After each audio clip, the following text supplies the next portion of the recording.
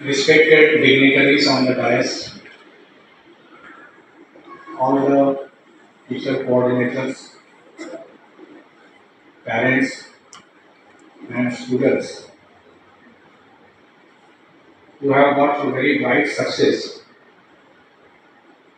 in these Vedic mathematics exams. I must congratulate my friend and my mentor, Sagar sir, because due to him, I took the inspiration and I am doing some little work about Vedic mathematics in Ratnagiri district. I am training students of secondary schools in various high schools. I remember long back, minimum at least 15 years back, I met Jogalekar sir in one national conference held by Banda College in Sindhudurga district. His way of teaching Vedic mathematics impressed me a lot. He was very meticulous about what he was saying, and I liked his method. He always laughs whenever he teaches. That makes teaching interesting. So I am very, what I can say, grateful to him. Because of him, I am conducting certain work. I am doing certain work about Vedic mathematics. SRS Academy team, under able guidance of Sagar sir, is doing, I can definitely say, excellent work in Goa state to teach Vedic mathematics, to make students know what Vedic mathematics is, what is magic behind Vedic mathematics, how fast we can make calculations with the help of Vedic mathematics, and all such things. I have invited him to our college also, and he has given his lectures in our college, and college students were very impressed by the way Vedic mathematics is taught by him. I am teaching right from standard 8 to MSc students, mathematics. What I have found is nowadays students have very poor calculation abilities. Very poor calculation abilities. There is one survey made by the ASR Institute, and they have published a report that students of standard 11 and 12 cannot do divisions properly. This is the fact. I am teaching my students, and I experience this always. If I ask them, what is the addition of 1 upon 3 plus 1 upon 5 plus 1 upon 7? Standard 12 student cannot do it. This is fact. I am not telling anything which is not there. Really, very weak calculation abilities, very poor calculation abilities. And they are going for JEE, MSc, CET in our Maharashtra, all such national level, state level competitive examinations, where physics and mathematics is required. All of you must know that language of physics is mathematics. If you are not good in mathematics, you cannot be good in physics. So, mathematics is very, very important subject. There is one quote written by Anonymous, that when you first time in your life think that I will not study mathematics henceforth, I am fed up of mathematics, I will not study mathematics henceforth, then lots of sounds of closing doors you will listen. This is what he says. That means lots of opportunities run away from you. Knowledge of mathematics is needed in every field. Not only it is useful for this, always it is a misconception that studying mathematics finally ends in being a teacher of mathematics. It is not so.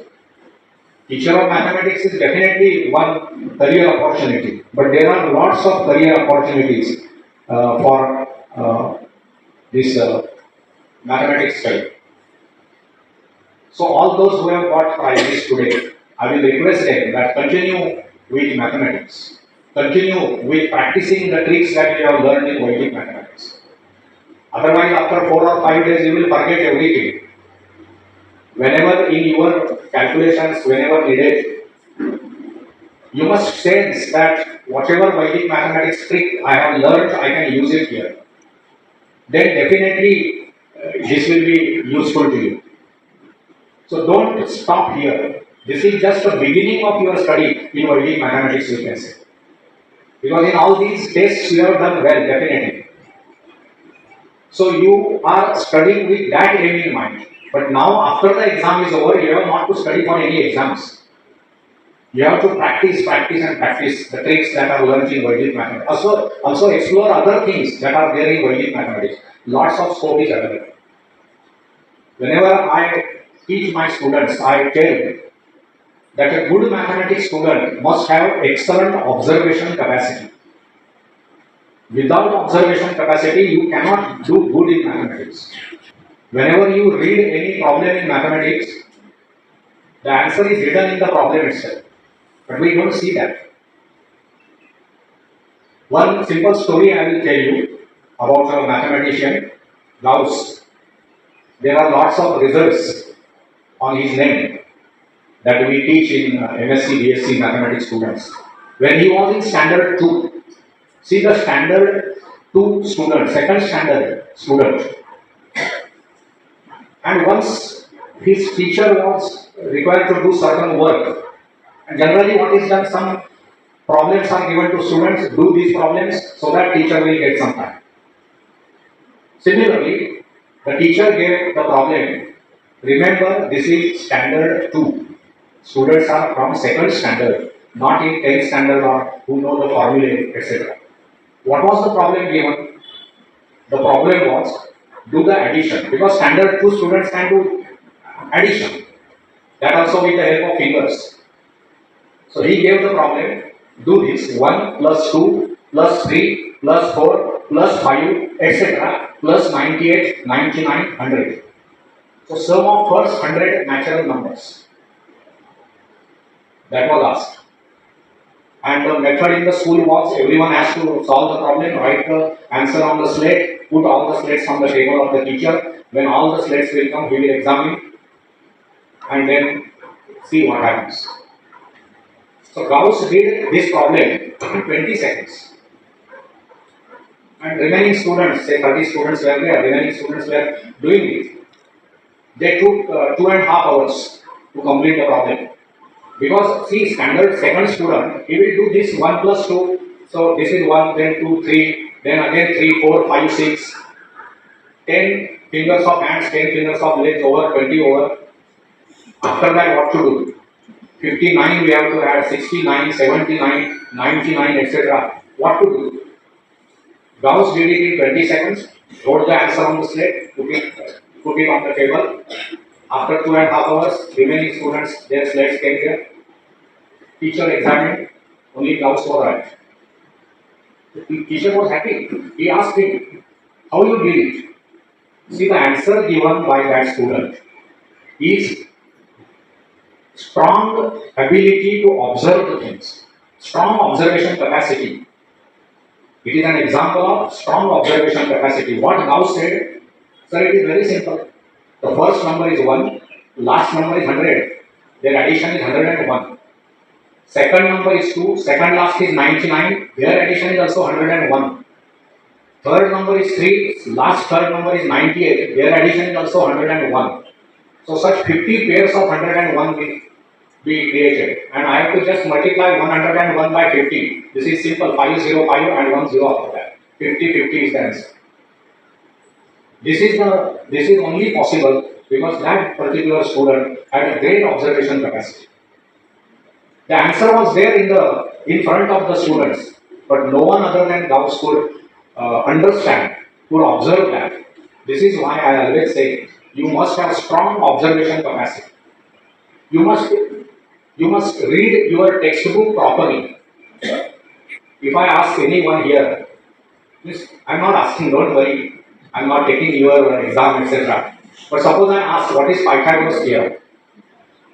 Okay, very simple. Pythagoras theorem is learned right from 7th or 8th standard. They always start saying, square of hypotenuse, right, is equal to square of remaining two sides. No, this is wrong, dear students. See, hypotenuse etc. comes in right angle triangle. So you should say in right angle triangle, square of hypotenuse is equal to sum of squares of remaining two sides. Reading mathematical statements is also a skill and you must develop because you are good in mathematics.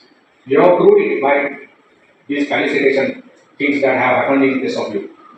So you must cultivate these habits. You must use your textbook properly.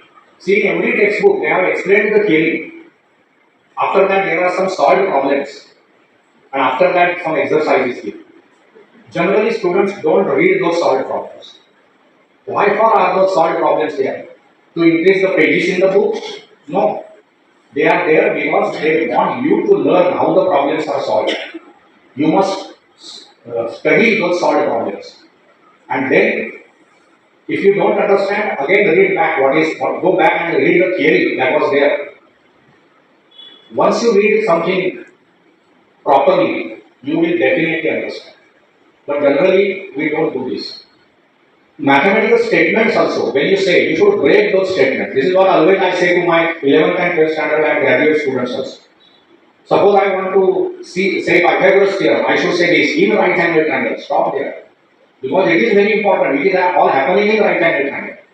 So in right angle triangle, square of hypotenuse, stop there, is equal to, stop there, sum of squares of remaining two sides. When you read like this, you remember the things. It is not a novel that you should just read and go on reading. It's not so. It is a mathematical statement. You should break it in proper places so that you can remember those things. And another thing, I will not take much time, don't worry, because mathematics means it is a preciseness. Preciseness ha ganitacha atma hai. So always we mathematics teachers, it is said that they cannot talk. Because they are only involved in using formulas, solving problems, ekdam ruksha vishay. But it is not so, my dear friends. Mathematics is very, very simple subject. Only thing is, it must be taught properly to you. You must practice properly. Then only you will develop the abilities in mathematics. So, conceptual clarity. If you don't have conceptual clarity, you can get marks in papers. Because marks are, there are many techniques to get good marks in exams. But marks is not everything, dear friends. Marks is, okay, you must get good marks. I am not saying that just get 60% marks, that is sufficient. No. For getting admission somewhere, you must get good score, that is sure. But it is not the only thing. You must have conceptual clarity. Now always whenever I teach real line, all of you must have done that. Real line, there is zero in between on this side, right side, positive real numbers, on this side, which real numbers, negative real numbers, we know. Now, can you show infinity on the real line? No. Infinity is just a concept. Any real number you can think of, infinity is greater than that. There is no, like on real line you can show number 5, number 7, number 10, etc. But you cannot show infinity. So what is this infinity? So to make this idea clear, infinity is something which is, see, infinity minus infinity is also infinity. It is not usual mathematics 5 minus 5 is 0. Infinity minus infinity is again infinity. I give simple example to prove this. If you take set of natural numbers, how many natural numbers are there? Infinitely many. Now if you remove even natural numbers, how many even natural numbers are there? 2, 4, 6, 8, etc. Infinite. If you remove those even natural numbers from set of natural numbers, all natural numbers will remain. How many are there? Infinite. So infinity minus infinity is infinity. Conceptually we must be clear with simple examples like this. And one final thing I will tell you, one story about Cantor's Hotel of Infinity and then stop it. See, this is just a story, but it explains the nature of infinity. There is one hotel, actually there is no such hotel, but there is one hotel having infinitely many rooms. This is just imagination. There cannot be a hotel in the world having infinitely many rooms. Rooms will be always finite. But to make this idea of infinity clear, we will assume that there is a hotel containing infinitely many rooms. And one fine day there was a board written that all the rooms are full, no vacancy. Then one passenger comes to that hotel and requests the person at the counter that, sir, I am very tired now. I want to get accommodation. Please make one room available for me. So manager said, just we have read that board. We have said no vacancy, no rooms available. But he said, now I am tired. I cannot go anywhere. I cannot find other hotel and get the room in that hotel. Please make a room available for me. Then manager was saying that not possible, etc. Cantor was there. Cantor is a great mathematician. So why he was there? This is a story. You have to accept it. Cantor was there. Cantor said that allow me to make one announcement. I can make one room available to this person. So manager said, how is it possible? Every room is full. Just we have written the board. But then Cantor said, please allow me. Then he was allowed. Cantor made one announcement that those who are staying in the room number N is any number, N can be 10, N can be 15, anything. Just move to room number N plus 1. Room number N, tenants will go to room number N plus 1. Now this is possible because these are infinitely many rooms. If it is a hotel of containing just 25 rooms, then where the 25 rooms people will go? No room available. There is no 26 room. But if this is hotel of infinity, hotel containing infinitely many rooms, and you know that in the case of a natural number, you take any natural number plus 1 is also natural number. So there are rooms. So room number 1, those persons they shifted to room number 2, 2 shifted to room number 3, 3 shifted to room number 4. First room was available, he was accommodated. This is means there is no end. Now when this issue was settled, one bus came to the hotel and bus contained infinitely many passengers. And the leader of that team came to the counter and said, please make accommodations available for us. He said, just one we manage. How can I manage infinitely many passengers? Cantor said, give me chance to make one announcement. I will make rooms available to these infinitely many passengers. So what was that announcement? Room number N should move to room number 2N. So now 2N is even natural number, we know. So all the even numbered rooms were engaged, odd number rooms were empty. How many odd numbers are there? Infinitely many. So all those passengers were accommodated. Okay, so this is just to explain what is the power of infinity. Now when this was settled, then there came infinitely many buses. And each bus contained infinitely many passengers.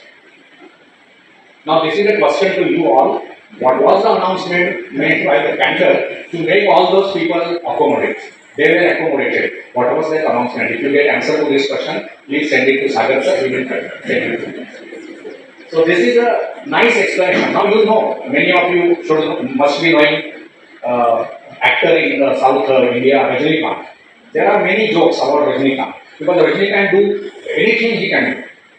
So it is said that Rajinikanth has counted set of natural numbers 2 times. Now this is a joke. Actually, no one can count set of natural numbers, but he has counted it 2 times because Rajinikanth can do anything. So this is all I wanted to tell you. I can tell you many things actually. If some chance is given by Sagar sir, I will talk to students about mathematics and fun in mathematics, beauty of mathematics, how mathematics is beautiful. I always say, see, one thing I will definitely tell you. You must have a confidence. You must have a perfect study of what you are going to give paper of. Suppose I am going to give paper of only mathematics. Whatever portion is there for that test, we must have complete mastery on that. Then only you will be able to do it in a good way. I will tell one story of Jayanta Nadikar. I think all of you know Dr. Jayanta Nadikar. At least when he was doing his MSc, there was a question paper which contained 10 questions and he was asked to answer any 6 of them. He answered all the 10 questions and wrote in the bracket, examine any 6 questions. See, now this is possible because he was Jayanta Nadikar. But Jayanta Nadikar was also at some stage in standard 8, 9, 10 like you. So there can be one giant Naralika hidden in you. So you must bring out that. For that, excellent study. Conceptual clarity in mathematics is very, very important. Okay? Again, I congratulate all the students who have done very well in these exams, all their parents and teacher coordinators and the school management, because all this gave you the chance to work for Vedic mathematics. Continue the study of Vedic mathematics, explore new things in that, and finally, I will thank Sagar sir for calling me here and gave a chance to talk to you. Thank you, sir.